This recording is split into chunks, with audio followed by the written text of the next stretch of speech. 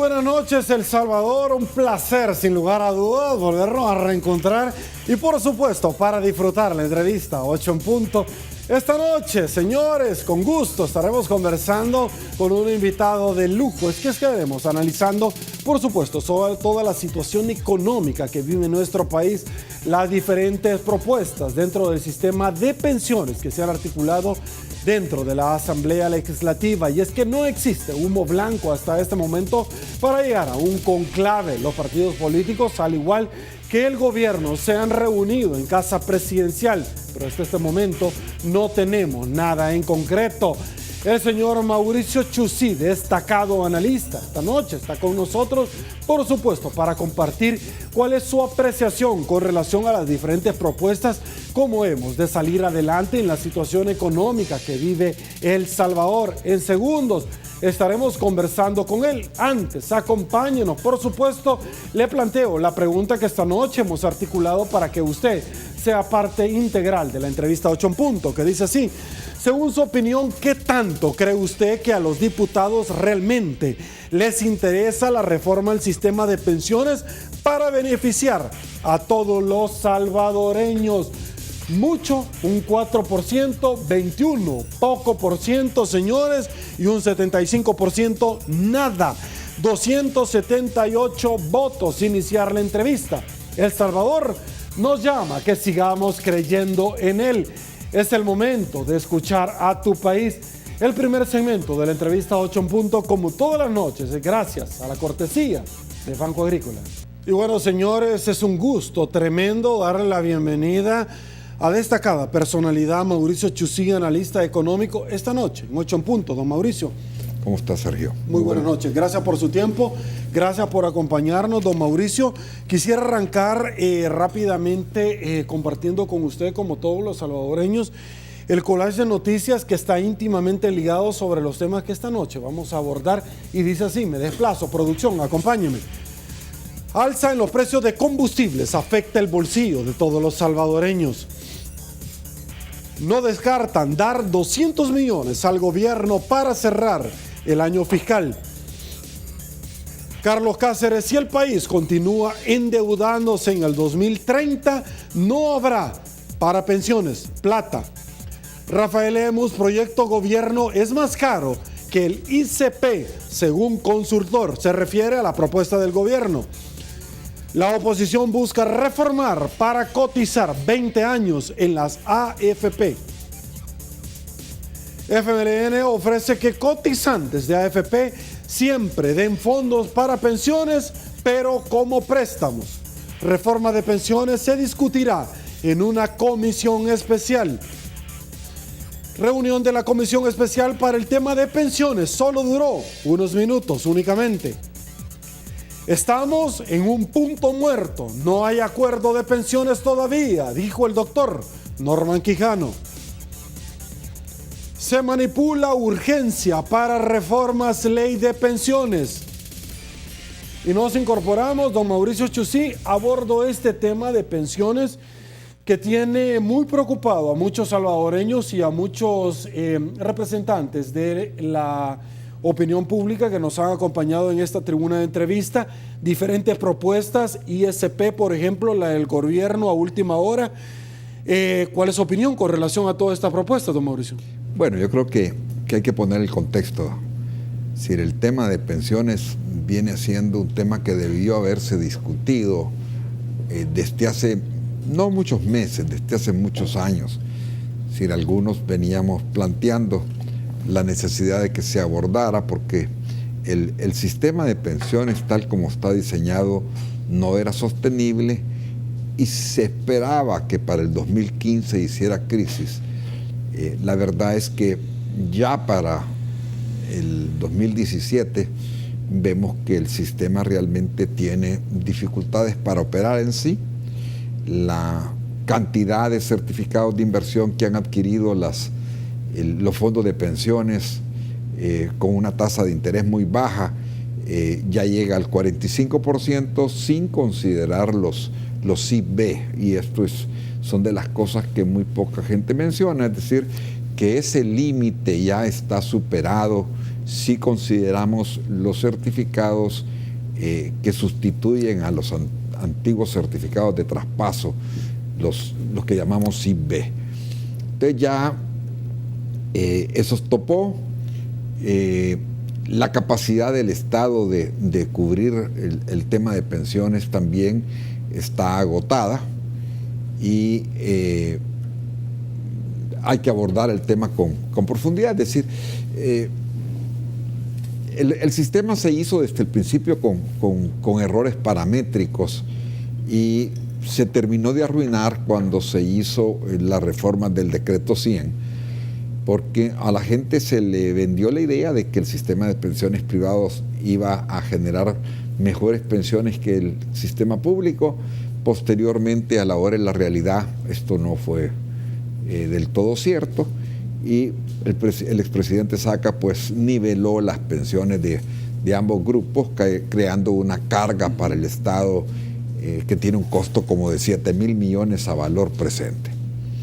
En ese contexto, es decir, se han venido presentando dos propuestas, una propuesta de la Iniciativa Ciudadana de las Pensiones y una propuesta del gobierno que en un inicio era un sistema mixto y que posteriormente se convirtió en lo que yo llamo una Iniciativa Ciudadana para las Pensiones plus, ¿verdad? Porque se fue mejorando y mi punto en este momento es que ya ambas propuestas, la propuesta del gobierno y la propuesta que anoche pues se llamaba ya la propuesta ya no conciliadora sino que integradora, ya están prácticamente muy cerca, ya las diferencias son mínimas y tengo la impresión de que ya pensando en país, porque la pregunta de ustedes me parecía muy buena.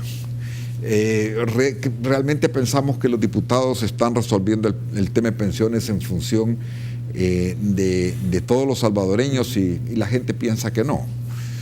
Yo también pienso que no, que estamos resolviendo el problema de las pensiones primero en una forma cortoplacista. Esta solución, las dos soluciones no resuelven el problema de las pensiones en el largo plazo. Y no se abordan temas que requieren una reforma previsional integral, como por ejemplo el nivel de cobertura. Hoy un periódico vespertino decía, miren, solo el 22% de la gente puede llegar a tener acceso a tener una pensión. Y yo planteaba anoche pues el tema de qué sucede con el otro 78% de los salvadoreños que no van a llegar a tener ningún tipo de pensión cuando lleguen a viejos. O sea, cuando hablamos de los salvadoreños, supongo que estamos hablando de la mayoría de salvadoreños y no específicamente de ese 22%, del cual un porcentaje relativamente bajo, como el 60%, son los que van a llegar a tener pensión. El otro 40% nunca va a llegar a tener pensión. Entonces, resulta que estamos en una discusión bastante larga y complicada para solucionar el tema de un 16% de los salvadoreños. Y no estamos pensando adecuadamente en el 80% del resto de la gente. Como yo digo, ese 80% de los salvadoreños que cuando compran una libra de frijol, una libra de maíz, paga IVA, o sea, pagan impuestos, y esos impuestos se han venido utilizando para pagar un sistema de pensiones bastante generoso. Y yo creo que ahí hay un tema que no ha sido tratado adecuadamente. Las dos propuestas ahora descargan la reforma de las pensiones, hay que decirlo, la van a pagar los trabajadores. Ya no la van a pagar ese 80% de los salvadoreños que no goza de ningún beneficio, sino que esa reforma la van a pagar los trabajadores. Y eso hay que tenerlo en cuenta, porque no es lo mismo hacer una reforma en función de todos los salvadoreños que en función de solo un grupo. Y creo que en ese sentido sí las cosas se han enfocado. Es decir, los sistemas de pensiones tienen que ser, en la medida de lo posible, las prestaciones pagadas por los mismos salvadoreños. Don Mauricio, deseo preguntarle quizás algo que los salvadoreños en la comodidad de su casa se preguntan. Luego de todas las propuestas que se han presentado, el ICP, Gana, el gobierno, etcétera, los partidos de derecha, Asafondos, etcétera, ¿cuál sería en alguna medida aquella propuesta que bajo la óptica y valoración de Mauricio Chuzí podría decir que se siente cómodo? Y es que en alguna medida muchos especialistas que han venido acá me han dicho indistintamente de eso, Sergio, dentro de 10 años vamos a estar nuevamente hablando del tema porque hay que revisarlo indistintamente de todos los análisis actuariales que se han presentado. Su opinión, don Mauricio. Mi opinión es que yo creo que las dos propuestas que están sobre la mesa, como digo, se parecen tanto que yo me sentiría cómodo con cualquiera de las dos propuestas. Sí hay un tema en el que yo, y se lo decía al diputado Parker el otro día, sí creo que hay que darle pensamiento. La propuesta que elaboró el gobierno luego de la venida del consultor Melinsky tiene un componente que a mí me llama la atención, y es que la deuda de pensiones pasa a ser de nuevo implícita y no explícita. ¿Qué quiere decir esto? Es decir, quiere decir de que hay una deuda que el país ya no tiene de acuerdo a las normas internacionales de contabilidad pública. Ya al no emitir más certificados de inversión previsional o emitir lo menos posible, la relación deuda-PIB, la cantidad de deuda que tiene el país documentada con el sector privado y explicitada, ya no continúa creciendo. Y yo creo que eso no es difícil incorporarlo a la otra propuesta. Es decir, ya las dos propuestas en términos de qué beneficios trae para los trabajadores y qué beneficios trae para el gobierno están bastante cerca. Según los estudios actuariales, las diferencias de costo de una propuesta con la otra son mínimos. Entonces, quizás la única diferencia que yo en lo personal encuentro fundamental es que en la propuesta del gobierno se trabaja con deuda implícita y en la propuesta la propuesta integradora se sigue trabajando emitiendo SIPs. Yo me atrevo a decir que lo ideal sería que se utilizara el mismo mecanismo que tiene un sistema que tiene el sistema de la iniciativa del gobierno para terminar de complementar las dos propuestas y que sea indistinto. Ya ahora ambas propuestas, las pensiones se calculan sobre la totalidad de los fondos. Ya no existe la crítica que había de que la propuesta de la ICP tenía un impuesto al trabajo. Y yo ya no veo ninguno de los elementos que yo hubiera podido decir, miren, esto distingue en términos fundamentales a una propuesta de la otra. Entonces, yo más bien me atrevo a sugerir que se apuren a tomar una decisión y que los diputados, pensando cabalmente en todos los salvadoreños y en la reputación crediticia de este país, lleguemos a un acuerdo lo más pronto posible. Perfecto. Don Mauricio, hago la primera pausa, sin embargo, debo de hacer la invitación para los amigos televidentes. Hemos planteado en Facebook la pregunta, según su opinión, ¿qué tanto cree usted que a los diputados realmente les interesa reformar el sistema de pensiones para beneficio de los salvadoreños? Recuerde que nosotros nos vamos a pausa en televisión abierta, pero seguimos en Facebook. La invitación para que también nos acompañe y participe. Pausa en 8 en punto. Volvemos.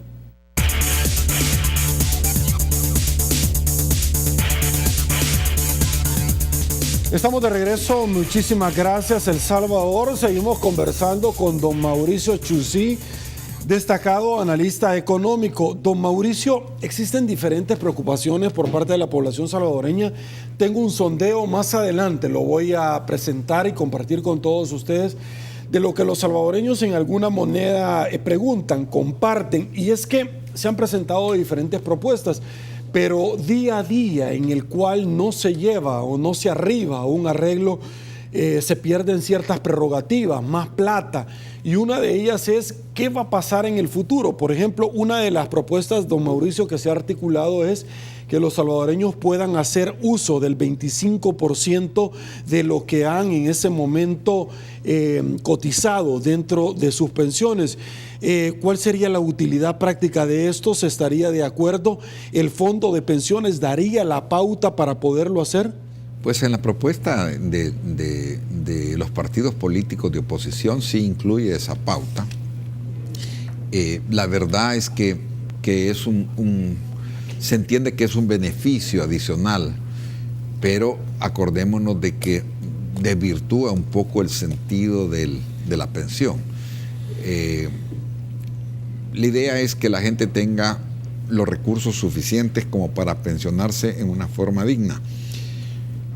La gente que haga uso de ese préstamo y que a la hora de retirarse no lo haya cancelado, se le va a deducir el préstamo de la fórmula para calcular su pensión. Entonces yo diría que la gente debe pensar bien en términos de manejar el dinero para su vejez, porque yo creo que en este país que no hay grandes cantidades de trabajo, mucho menos trabajo para las personas adultas, yo creo que hay que cuidar lo poco que se tiene. Ok. Quiero presentarle a don Mauricio y compartir con todos ustedes. Me desplazo rápidamente, producción. Acompáñenme. Ya lo había adelantado. Quiero compartir con todos ustedes un sondeo de lo que bajo cámaras de Canal 33, 8 en punto, fuimos a la población salvadoreña a preguntarle acerca del sistema de pensiones. Pero antes, permítame, parto de esta nota, y es que es una nota nada alentadora, porque la reunión de la comisión especial que generaron dentro de la Asamblea Legislativa, que ya la práctica nos ha denotado que no se llega absolutamente a nada. Sin embargo, para el tema de pensiones solo duró unos minutos únicamente. Fuimos a las calles, le preguntamos a los salvadoreños qué opina usted con relación a la pregunta que hemos articulado esta noche y la posibilidad concreta de arribar los políticos a un acuerdo ante la necesidad imperiosa de muchos salvadoreños que están a la puerta de la esquina de poder tener ya una pensión. ¿Por qué no se ponen de acuerdo los diputados? Esa fue la pregunta. A continuación.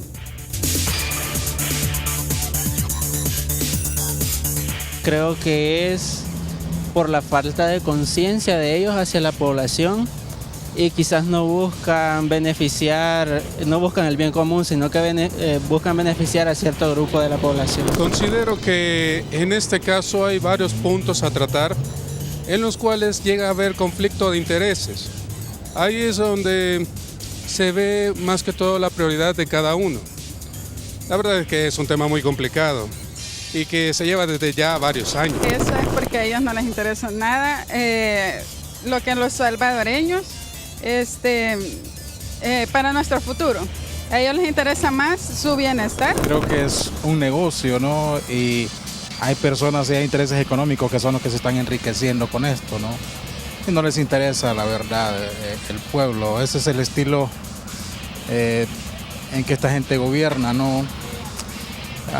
Jesús decía de que los gobernantes de este mundo se sirven de la gente y no le sirven a la gente. Es tristemente lo que estamos viviendo en nuestra nación. No tenemos gobernantes que realmente sirvan, sino que se sirven del pueblo. Existe una muy clara diferencia de intereses entre los sectores políticos, ¿verdad?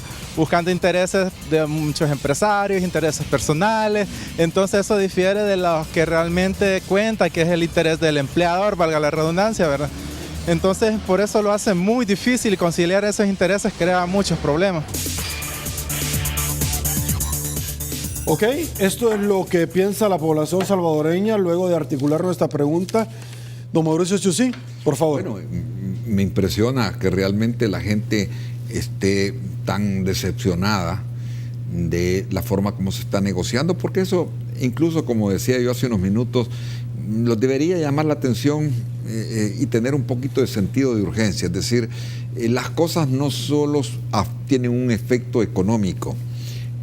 Creo que la percepción de la gente deberían los políticos de tomarla en cuenta. Yo lo he dicho varias veces, a nuestros políticos les cuesta escuchar a la población, y yo creo que la población, al igual que muchos de nosotros, estamos cansados del tiempo que se ha tomado la discusión del tema de pensiones, y estamos cansados de que no se discutan las cosas con la premura que se necesita. Incluso el hecho de que no hayan acuerdos políticos está repercutiendo en la forma como nos ven en el exterior. Es decir, este es un país donde tenemos una clase política que no logra acuerdos ni en las cosas básicas. Entonces, cuando hablamos de que por qué el país no se ve bien y no hay confianza de los inversionistas, por qué es que las calificadoras de riesgo le dan tan mala calificación al país, el tema de la gobernabilidad en el sentido, porque en el sentido, llamémoslo así, en el sentido correcto de la palabra, porque aquí gobernabilidad se ha entendido como quien lleva más maletines a la asamblea para comprar diputados, y eso no es gobernabilidad, sino que gobernabilidad es la capacidad de los políticos de lograr acuerdos básicos para sacar adelante una nación. Eso es algo que deberíamos ya de entender. El país necesita acuerdos básicos y necesita políticos que tengan esa capacidad, esa visión de pensar más allá. Como decía la gente, yo comparto mucho el sentimiento de la gente en el sentido de que lamentablemente no ven más allá de sus intereses, ya sea partidarios, ya sea pecuniarios o de cualquier otra naturaleza. Ok, don Mauricio, agotando el tema previsional, pero que está íntimamente ligado al tema económico de nuestro país, quiero conversar con usted. Hemos visto en los últimos días alza a los diferentes precios de combustibles en todo el país, algo que viene ciertamente a estrangular aún más el bolsillo de los salvadoreños. Hay mucho escepticismo de salir adelante, se barajea la posibilidad concreta de 2 puntos más sobre el IVA, más impuestos, etcétera, y el gobierno desde ya, por medio de la cartera de Estado de Hacienda, articula la posibilidad concreta de 200 y fracción de millones de dólares para terminar este año fiscal, so pena de presentar el presupuesto general de la Nación 2019-2018, que ya está siendo objeto de una evaluación. Por favor. Bueno, ahí tienen varios puntos. Primero, es decir, lo que está ocurriendo con el precio de la gasolina es un factor externo. Los huracanes que golpearon el Golfo de México y el Caribe prácticamente han hecho de que el precio del combustible en los mercados internacionales aumente, y lo lógico es que los consumidores caigamos en la cuenta de que esta es una situación que está fuera del control de todos. Es decir, esto no es culpa del gobierno, sino que simple y sencillamente son obras de la naturaleza que afectan el precio del combustible en los mercados internacionales. Entonces yo creo que ahí viene una parte de esa situación que tú dices preocupa. La otra cosa, es decir, es que tenemos que hacernos la idea de que el país viene acarreando también así desde muchos años, no de los 8 años que tiene el gobierno del FMLN, sino que venimos acarreando desde principios de los 80, hemos venido acarreando déficits fiscales, y eso ha hecho que la deuda del país vaya subiendo, y los que le prestan, esto es como cuando una familia se va endeudando, y llega un momento en el que la última vez que fue al banco le dijeron, mire, vaya frenando su endeudamiento, porque si usted se sigue endeudando en esta forma, la próxima vez que venga ya no le vamos a prestar. Entonces, estamos llegando al punto en el que los que nos prestan dinero al país nos van a decir, miren, ya El Salvador no es sujeto de crédito, entonces vaya a ver qué hace. Y lo hemos venido diciendo, miren, evitemos llegar a ese punto, porque cuando se llega a ese punto el ajuste va a ser mucho más fuerte y las necesidades de tomar medidas van a ser más dramáticas. No va a ser 2 puntos del IVA, sino que a lo mejor vamos a necesitar 4.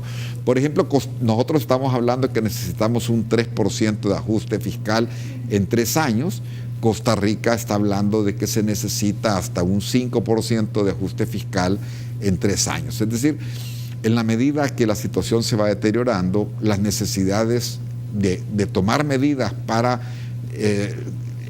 cambiar el rumbo del país son cada vez más fuertes. Entonces, el tema es decir, y esto lo quiero unir con la gasolina. Algunos hemos venido insistiendo de que todavía la gasolina está barata.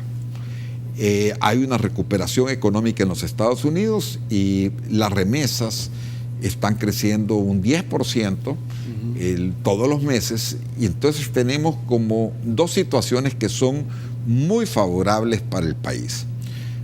Entonces lo que insistimos es que, volvemos al punto, que los políticos caigan en la cuenta de que las condiciones para hacer estas medidas son favorables.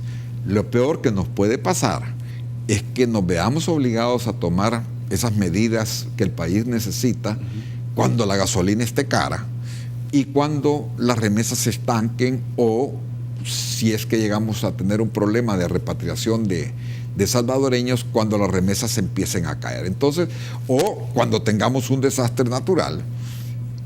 Y en esos casos el ajuste va a ser mucho más duro, porque todos sabemos que cuando se toman estas medidas, la economía no crece al ritmo que está creciendo, va a crecer menos, las posibilidades de encontrar trabajo van a ser menores, pero si arreglamos el tema, después vendrá una recuperación. Entonces yo más bien vuelvo a insistir, las condiciones, a pesar de, como tú dices, la gente está preocupada y siente de que la cosa se está apretando, yo creo que todavía hay espacio en el entorno económico para que el país tome algunas de las medidas que tiene que tomar. Los políticos dicen no porque nos va a afectar para las próximas elecciones.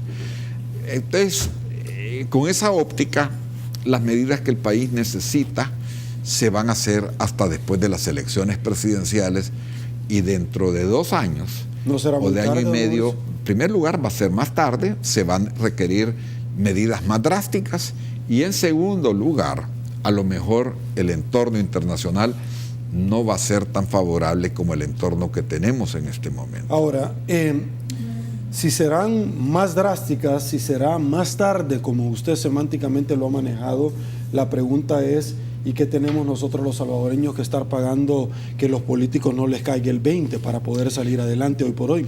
Bueno, acordémonos que usted dice por qué tenemos que pagar, nosotros los elegimos. Entonces el tema es que nosotros, es decir, los ciudadanos, tenemos que aprender a ver con más detenimiento por quién votamos. Estamos a las puertas de un proceso electoral y tenemos que saber a quiénes vamos a premiar con nuestro voto y a quiénes vamos a castigar. Porque yo creo que este país no es, como me gusta decir a mí, nos dijeron que esto se iba a parecer a Singapur, y esto no se parece a Singapur. Nos dijeron que esto iba a ser un país de la sonrisa, y esto no parece país de la sonrisa. Entonces, la única herramienta que tenemos los ciudadanos en estos países es nuestro voto. Entonces, ojalá que en la próxima elección tengamos una votación que marque eso. Ok, un amigo televidente, Germán Ruiz, me pregunta, y hablando de gasolina, ¿seguimos pagando un impuesto para el subsidio de gas cuando este ha sido suspendido? Y entonces, ¿para dónde va lo recaudado? Interesante la pregunta. Yo creo que es obvio que los recaudados, si no existe el subsidio del gas, cosa que yo lo que creo es que en algunos lugares los que venden gas no están supliendo a los vendedores, a los compradores, porque no les han cancelado.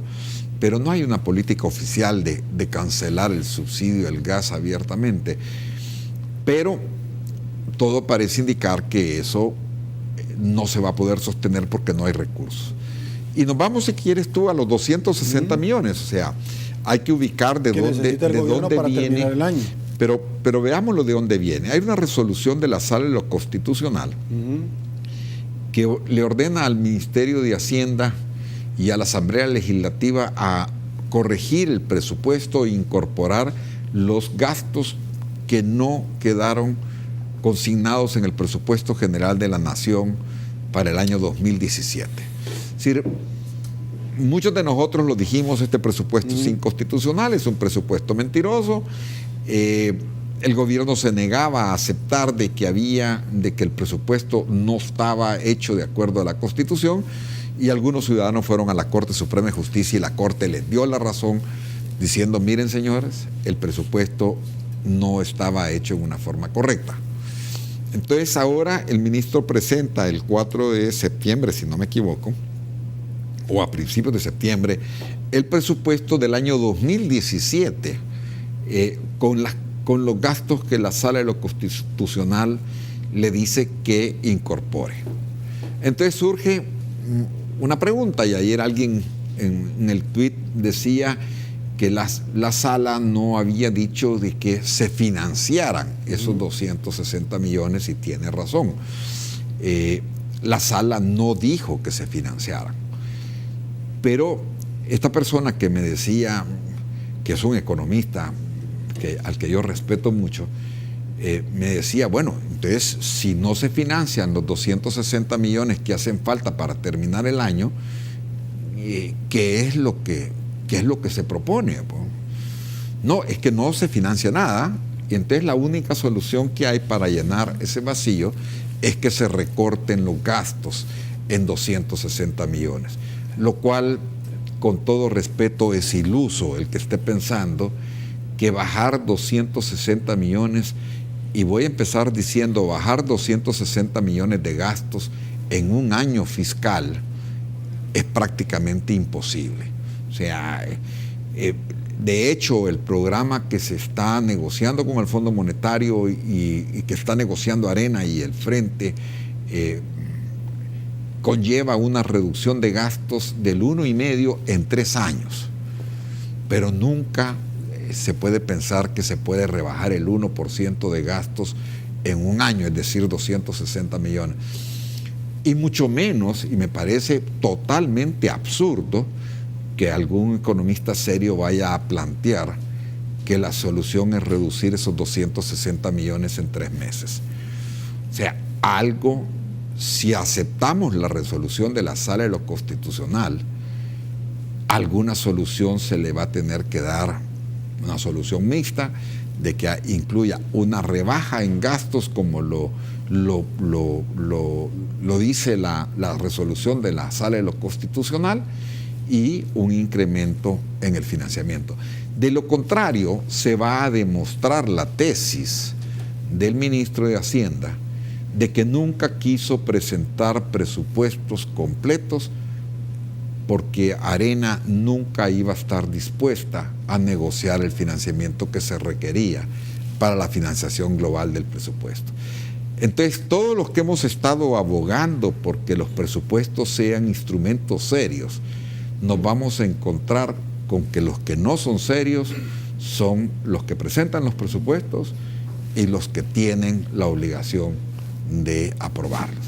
O sea, prácticamente, si no son capaces de nuevo de negociar, de sentarse a conversar y de llegar a acuerdos básicos para que tengamos presupuestos realistas, bien hechos, entonces el espacio de maniobra para ambas fuerzas es nulo, y los que vamos a pagar los platos rotos de que ellos no puedan conversar y negociar, vamos a ser todos los salvadoreños. Ahora, hay varias personas que me escriben y hay escepticismo, don Mauricio, por la nota que yo presentaba y que muchos salvadoreños en diferentes rotativos han podido percibir. Muy pocos minutos, no horas, de las cuales necesitaron los diputados prácticamente para poder articular esta comisión y discutir el tema de pensiones. Es decir, no nos vamos únicamente a enlazar a que los minutos van a determinar cuán importante realmente es el tema de pensiones,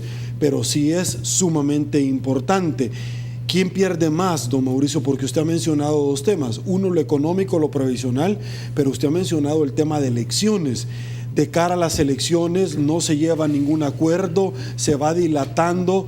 Los partidos de derecha podrían ponerse de acuerdo con los votos sin necesidad del gobierno y el gobierno con los partidos sin necesidad de arena. ¿Quién pierde más, don Mauricio? Bueno, yo creo que hay que poner y tú creo que lo has mencionado, Sergio, 2 veces esta noche, el tema de que la reunión de la comisión especial duró pocos minutos. Yo creo que hay que poner el contexto y creo que lo que falta es informarle a la ciudadanía qué es esa comisión. Es decir, los partidos de oposición han venido pidiendo a la presidenta de la Comisión de Hacienda, a doña Lorena Peña, que agende la discusión del tema de las pensiones. Y esto lo vienen pidiendo durante varios meses y la presidenta de la Comisión de Hacienda se ha negado a agendar, a poner en la agenda la discusión del tema de las pensiones, a pesar de que el 4 de octubre hay que hacer un pago que no está incluido en el presupuesto.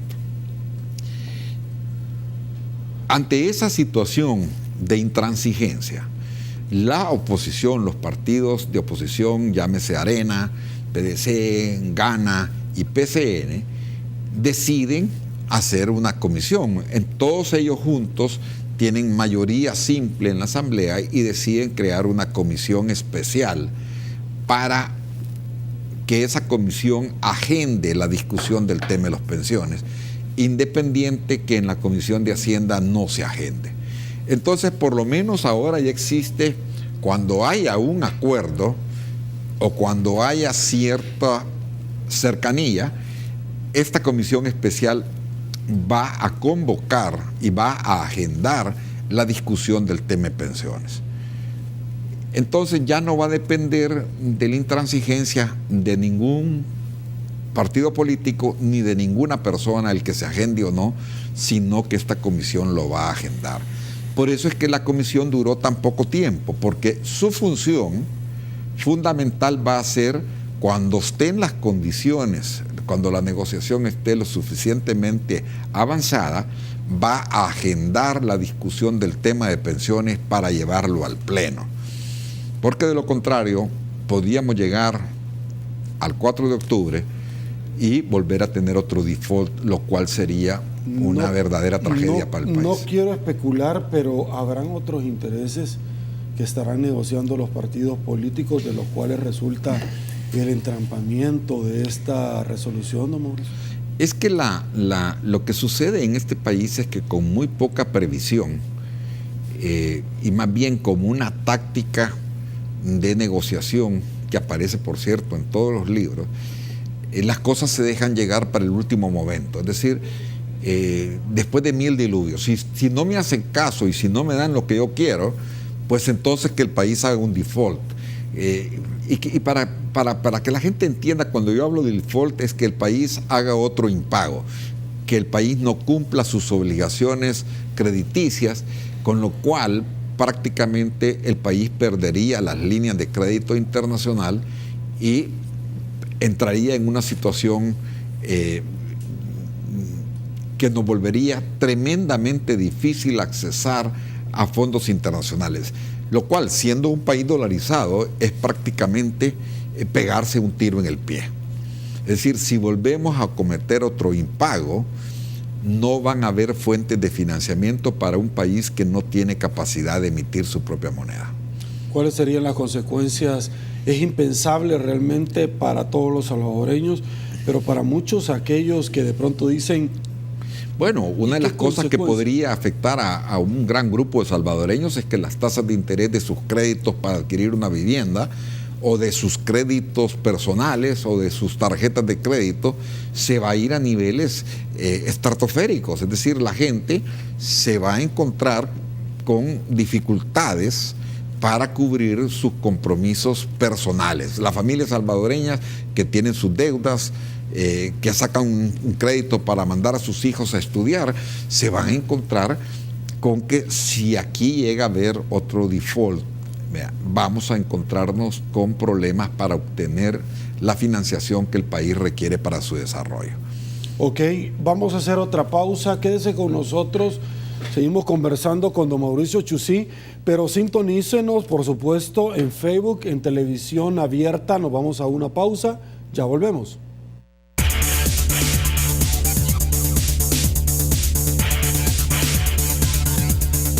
Estamos de regreso, mil gracias El Salvador por su preferencia. Seguimos conversando con don Mauricio Chusí. Don Mauricio, un punto de referencia que nosotros tenemos es la CEPAL, el bajo crecimiento que tiene nuestro país. Si usted nos sintonizó en Facebook, don Mauricio Chusí ciertamente se refería a una descripción de una persona muy respetada en Costa Rica, como que El Salvador en términos económicos va con nadadito de perro, es decir, para irla pasando. Don Mauricio, ¿por qué tenemos los salvadoreños que ver de reojo a nuestros vecinos centroamericanos con un desarrollo, un crecimiento en temas de competitividad, que es otro índice de evaluación, en temas de inversión económico? ¿Y por qué El Salvador no despunta? ¿Por qué no viene nadie a invertir a nuestro país? Es decir, ¿por qué no viene nadie? Es una forma de hablar, pero ¿por qué no vienen más inversionistas que otros países centroamericanos a nuestro país? Bueno, mañana vamos a conocer el movimiento del índice de competitividad que establece el World Economic Forum y vamos a ver cómo el país no avanza en términos de competitividad. Y a mí cuando me dicen, el otro día me preguntaba alguien, mire, me decía, ¿y usted qué piensa de que la gente, los salvadoreños van e invierten en otros países? Entonces, en esa misma reunión, el ministro de Hacienda había hecho público que hace un año en las reformas del impuesto a la seguridad, que han dado tanto que hablar con la asignación de los recursos, de repente, pues un diputado se le ocurrió que el impuesto sobre la renta a las empresas que ganaban más de $500,000 había que subirlo un 5%. Y el ministro de Hacienda decía, miren, no hicimos ningún análisis en el Ministerio de Hacienda, nadie nos preguntó, a un diputado se le ocurrió ahí en la comisión subir el 5% de impuesto sobre la renta y se fue al pleno y lo aprobaron. Entonces yo lo que le preguntaba y comentaba en esa observación, es decir, ¿en qué país le gustaría a usted invertir? En un país donde los incrementos de impuestos se analizan, se ven cuáles son las repercusiones, qué va a suceder si aumentamos el 5%, qué va a suceder si no lo aumentamos, qué va a suceder si lo rebajamos, o si le gustaría vivir en un país donde un diputado se saca de la manga un 5% y eso se convierte en ley. ¿Cómo estamos ahora con relación a Centroamérica? En toda Centroamérica las empresas pagan 30% y nosotros pagamos 36%, y en El Salvador se paga 35% de impuestos sobre la renta. Entonces, cuando hacemos la pregunta hay que hacerse dos cosas. ¿Este país ofrece claridad en sus reglas del juego?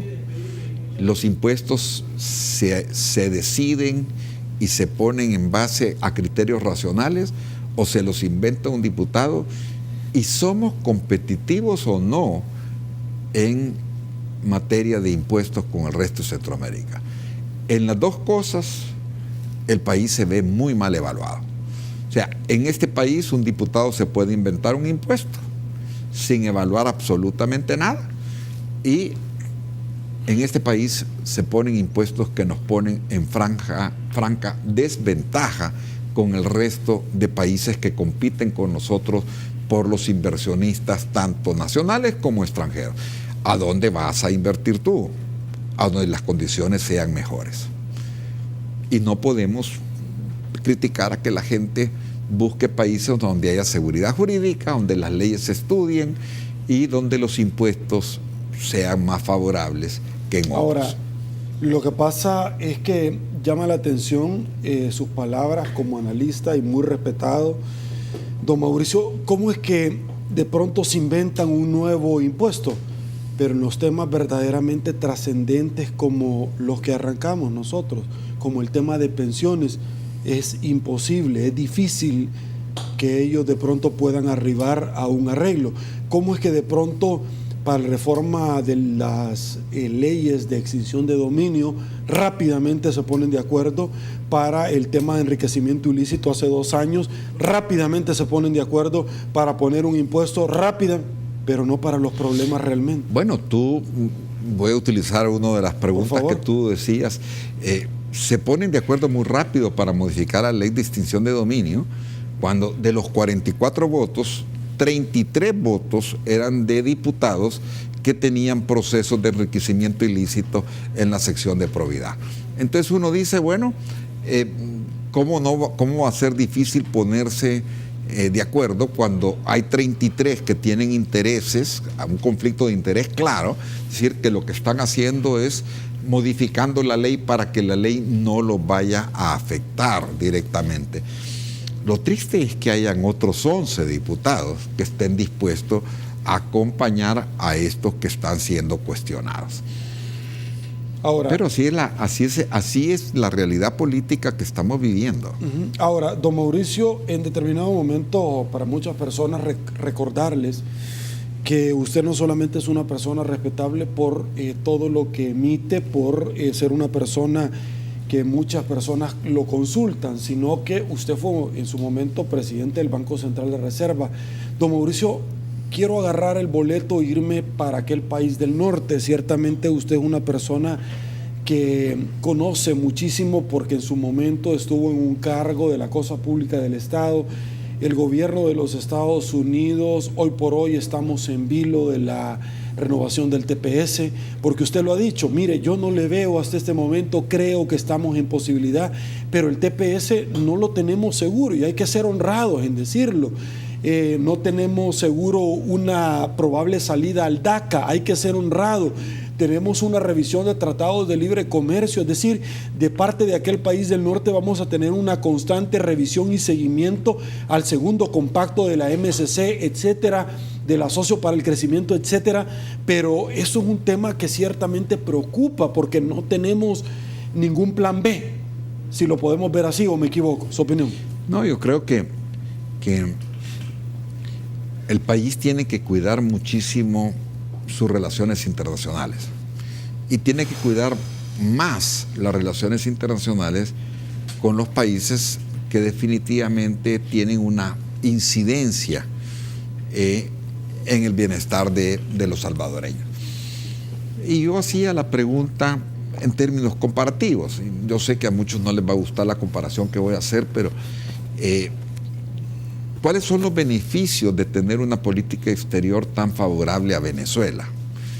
Cuando la cantidad de salvadoreños que viven en Venezuela prácticamente es muy, muy baja. Y exportaciones a Venezuela no hay, remesas de Venezuela no hay, financiación externa de Venezuela no hay, ayuda para el desarrollo no hay, donaciones no hay, versus el hecho de que los Estados Unidos son nuestro principal socio comercial. Casi el 50% de nuestras exportaciones van a los Estados Unidos. Eso es, por ejemplo, en el caso de las maquilas que generan tanto empleo, hay 70,000, prácticamente casi la totalidad de las maquilas van a los mercados norteamericanos. O sea que si las relaciones comerciales con ese socio se dañan, podríamos afectar a 70,000 o 80,000 familias que quedarían sin empleo. Más de 3 millones de salvadoreños viven en los Estados Unidos.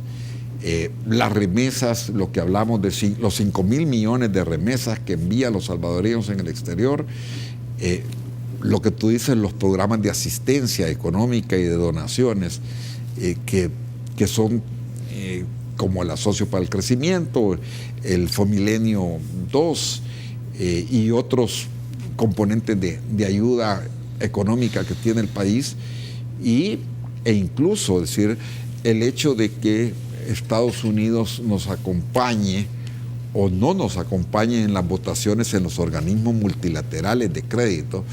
El voto de los Estados Unidos en el Banco Interamericano de Desarrollo es sumamente importante. El voto de los Estados Unidos en el Banco Mundial es sumamente importante. Y ellos, es decir, o el voto de los Estados Unidos en el Fondo Monetario en caso de una crisis económica es sumamente importante, versus los votos de otras naciones que no tienen esa relevancia. Entonces, yo creo que tenemos que, primero, que tener una política exterior que esté en función de los beneficios que obtiene el país y no en función de intereses políticos y mucho menos de intereses de uno de los partidos políticos. Entonces yo llamo a esa reflexión como para que la gente también tome conciencia de qué estamos haciendo bien y qué a mi juicio no se está haciendo tan bien. Don Mauricio, tengo una pregunta de un amigo televidente. Acompáñeme, producción, por favor, porque me la acaban de compartir. Y es que dice precisamente Sonia Posada: don Mauricio Chusí, usted fue presidente del Banco Central de Reserva de El Salvador. La pregunta es por qué se deshicieron, se está refiriendo a días atrás, de los lingotes de oro que tenía El Salvador y que por eso los bancos internacionales le prestaban dinero. Se está refiriendo a la reserva, don Mauricio. Hoy no le quieren prestar porque por dicho dices, tanto tienes, tanto vales. Es decir, hace poco, si nosotros nos recordamos, en el gobierno anterior se vendieron esta reserva de oro. A eso se está refiriendo doña Sonia. Por favor, don Mauricio. Quizás lo primero es aclarar de que yo fui presidente del Banco Central en la época del expresidente Duarte. Es decir, yo no he sido presidente del Banco Central de los acuerdos de paz para acá. O sea, no fui presidente del Banco Central en el gobierno de Arena, ni he sido en los gobiernos del Frente, sino que un poco antes. Yo creo que ya no tiene mucho sentido tener reservas de oro. Es decir, las reservas de oro sirvieron en un determinado momento cuando existía la paridad del patrón oro, que desapareció con lo que se llama el acuerdo de Bretton Woods, por si alguien quiere estudiar en el internet, en Wikipedia o en Google, buscar eso. Y entonces el patrón de oro dejó de ser el respaldo de las monedas. Es cierto que el oro se puede pignorar en un determinado momento y le pueden prestar dinero sobre el oro, pero el oro cabalmente no es no rinde absolutamente nada, es decir, no produce intereses. El rendimiento del oro depende de que haya fluctuaciones de precio, y si el oro se vende cuando el oro está en un precio alto, definitivamente se hace un buen negocio. Incluso el oro se pudo haber vendido a $1,600 y comprarlo ahora a 1,300. Ahora, debo de preguntarle, don Mauricio, yo estoy como completamente de acuerdo con usted bajo la pregunta de la amiga televidente, pero ¿no le parece a usted vender el oro por las razones que usted ha planteado? Porque son reserva, y reserva es para afrontar cualquier hecho futuro incierto, estamos de acuerdo, pero ¿no lo venderíamos para invertir en algo más y no para gasto corriente? No, es que las reservas internacionales no tienen nada que ver con el gasto corriente del Estado. Es decir, incluso el Banco Central de Reserva no le puede prestar dinero al gobierno de El Salvador por ley, tiene prohibido prestarle dinero. Entonces, o sea, se vende el oro y se pueden comprar, por ejemplo, títulos del Tesoro. El título del Tesoro paga una tasa de interés, entonces el país gana algún rendimiento. En el caso del oro, uno está sujeto a las fluctuaciones de precio. O sea, yo particularmente creo que en finanzas modernas los países ya no acostumbran tener oro en sus reservas internacionales, a no ser que se perciba de que el oro va a subir de precio. Lo que sucede es que hay países que cada vez están produciendo más oro, y a pesar de que hay incertidumbre mundial, por ejemplo, la crisis entre los Estados Unidos y Corea del Norte hace unos días generó cierta incertidumbre en los mercados, y el oro subió de 1,270 a 1,310, por decir algo. Pero una vez la crisis pasó, el oro vuelve a retomar su valor. En épocas hay inversionistas que en épocas de alta inflación o en épocas de incertidumbre mundial se refugian en el oro. Yo no creo que El Salvador esté en condiciones de andarse refugiando en el oro, sino que más bien necesitamos tener inversiones que rindan, inversiones bien hechas. Y por cierto, conozco el portafolio de inversiones en las que está invertida las reservas internacionales, y es un portafolio de muy corto plazo en títulos con calificaciones de riesgo bastante buenas. Entonces yo creo que sí, las reservas internacionales del país han estado bastante bien manejadas. Ok, don Mauricio, amigos televidentes, voy a otra pausa comercial. Antes, permítame saludar a doña Mirna Serpas, porque es fiel televidente de la entrevista 8 en punto, noche tras noche, al igual que todos ustedes que pasan, por supuesto, participando dentro de la pregunta que nosotros articulamos, según su opinión, ¿qué tanto cree que los partidos políticos o los diputados que los representan les interesa realmente el sistema de pensiones para beneficio de todos los salvadoreños? Esa es la pregunta. Voy a pausa. Recuerde que en televisión abierta, pero seguimos nosotros la entrevista en Facebook. Pausa, volvemos.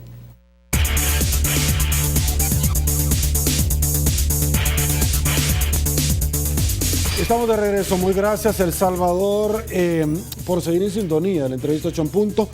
La pregunta que discutíamos del amigo Rey era precisamente de que estaba escéptico a seguir cotizando y prefería mejor el ahorrarlo, don Mauricio, para que no se aprovecharan del dinero de él. ¿Usted estaba desarrollando esta idea, por favor? Bueno, yo les decía que si uno tiene que hacerse a la idea de que la pensión no va a ser igual al salario. Entonces, si uno quiere tener, cuando se pensione, un nivel de vida similar al que tiene actualmente, tiene que buscar alguna fuente para complementar los ingresos. Es decir, si usted gana $1,000 y su pensión es de 600, entonces usted tiene que buscar otra fuente para tener los $400 adicionales. Esas fuentes pueden ser ahorrar más, ya sea en una institución financiera, o ahorrar más en forma voluntaria en el sistema de pensiones, o tener un seguro que le permita, al llegar a la edad de retiro, un seguro total, que se llama, tener una cantidad de dinero que le pueda producir los intereses para complementar esa pensión. Yo creo que la gente tiene que estar clara de que la pensión no va a ser igual a su ingreso cuando usted se pensione. Ok, llegamos al final de la entrevista 8 en punto, don Mauricio Chusí. Debo de nuevamente agradecerle el que nos haya acompañado esta noche y por supuesto responderle no las preguntas a su servidor en 8 en punto, sino que al pueblo salvadoreño encarnado en este entrevistador. Don Mauricio, como siempre, es un placer. Gran gusto. Muchísimas gracias por hacer espacio en su agenda para estar acá. Muchas gracias, Sergio, y muchas gracias a todos por tener la paciencia de aguantarme esta noche. No, gracias a usted por tener la paciencia de aguantarnos a nosotros esta noche.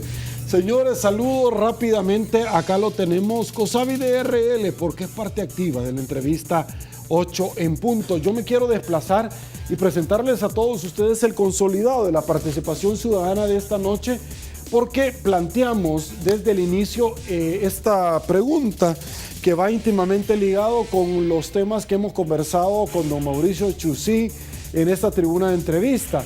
Según su opinión, ¿qué tanto cree usted que los diputados realmente les interesa el sistema de pensiones para beneficio de todos los salvadoreños? Hasta este momento la tabulación de datos, señores, es un 4% mucho, un 19% poco, un 77% nada, 556 votos sin haber terminado la entrevista 8 en punto. Siga participando, nosotros no dormimos. El día de mañana, señores, imperdible la entrevista, al igual que esta noche con don Mauricio Chusí. Y es que el ingeniero Nelson Zárate, rector de la Universidad Tecnológica de El Salvador, quien representa al CIOP, el Centro de Investigación para la Opinión Pública, estará con nosotros. En exclusiva nos comentará la última encuesta de la Universidad Tecnológica con relación al panorama de las elecciones de diputados y alcaldes para el ejercicio del 2018. Imperdible, sin lugar a dudas. Soy Sergio Méndez, así están las cosas. Hoy por hoy en nuestro país. Si le gustó la entrevista, comente la mañana. Será hasta mañana, que descanse y una vez más que el Señor nos bendiga a todos.